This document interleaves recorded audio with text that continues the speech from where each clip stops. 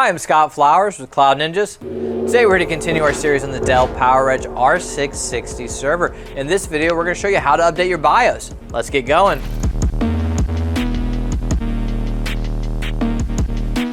Hey, thanks for stopping by today to learn a little bit more about the Dell PowerEdge R660 server.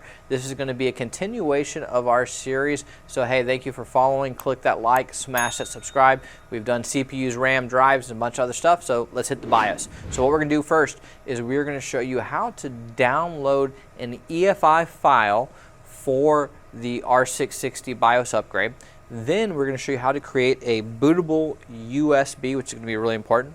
And then we're going to show you how to install that bootable USB, or excuse me, we're going to show you how to install that EFI file onto your bootable USB, and then we're going to pop it into the back of the R660 server and show you how to run the just general step-by-step instructions to update the BIOS as a whole. So, let's just hop in all the fun stuff. One other thing I did want to note before we do hop in the fun stuff is this is the way we recommend doing it if you don't have an OS. If you have an OS, look at 2 videos down in the series that's called mass updates, and that's how we recommend doing it.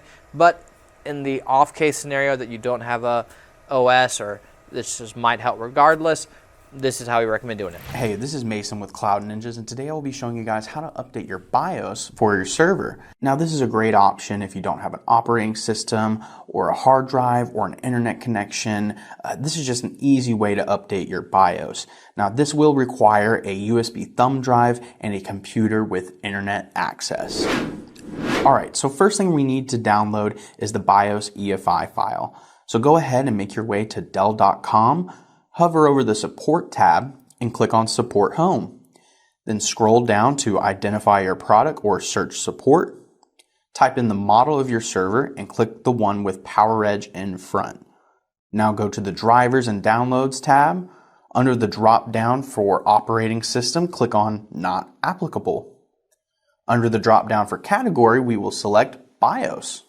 Now, the download button for the BIOS update will be in the form of an exe file, which is only going to run in Windows. What we want is an EFI file. So click the drop-down arrow that's to the right of the download button, and then we will navigate to other formats. Then you're going to go ahead and download the EFI file.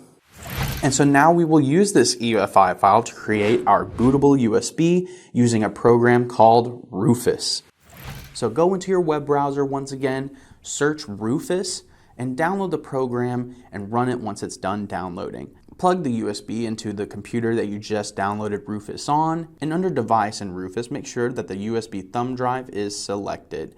If you have one USB thumb drive plugged into your machine, it will be selected by default. Leave everything under the default settings, then click the Select button, and click on the EFI file that we downloaded in the previous steps.